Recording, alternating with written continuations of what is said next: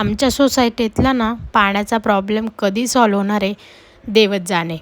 यामुळे ना ही अशी काहीशी भांडी भरून ठेवावी लागतात पाण्यासाठी. आणि बाकीचं घरातलं सगळं आवरून घेतलं, आमचं आवरलं आणि बाहेर जायला निघालो.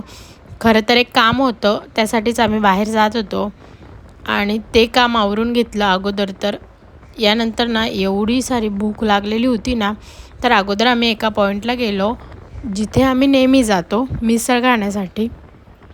पण तिथे आज बंद होतं, त्यामुळेच जवळपासची एखादी मिसळ ट्राय करू म्हणून आम्ही ह्या हॉटेलला गेलो होतो मिसळ ट्राय करण्यासाठी. खरं तर ही ना नाशिकची खूप जास्त फेमस हॉटेल आहे असं ऐकलं होतं, पण आजपर्यंत आम्ही गेलो नव्हतो.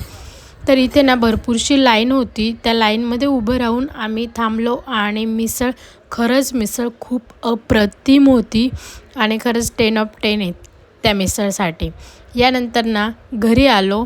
घरी आल्यानंतर दीदीने ना मुलांसाठी पॉपकॉर्न बनवलेले होते आणि यांची आजकाल ही मस्ती तर ना मॅडनेटरीच असते. संध्याकाळच्या वेळेला ही मस्ती कंटिन्युअसली रोज आमच्या घरात ही अशी मस्ती चालू असते यांची दोघांची.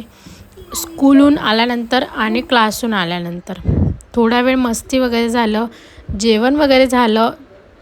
त्यानंतर आम्ही बघितलं की शिव काय करतो आहे. तर हा ना शिव स्वामींची एवढी मस्त ड्रॉइंग बनवत होता ना की खरंच आपल्याला आता असं वाटतं की आपण लहान असताना आपल्याला एवढी ड्रॉइंग येत नव्हती, पण याला आजकालच्या मुलांना खरंच खूप मस्त ड्रॉइंग येते.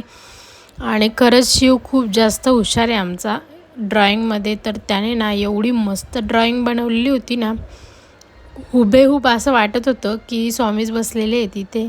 तर तो त्याची ड्रॉइंग एन्जॉय करत होता आणि आम्ही पण त्याला थोडंसं ॲप्रिशिएट केलं की तू खूप मस्त ड्रॉइंग बनवतो आहे.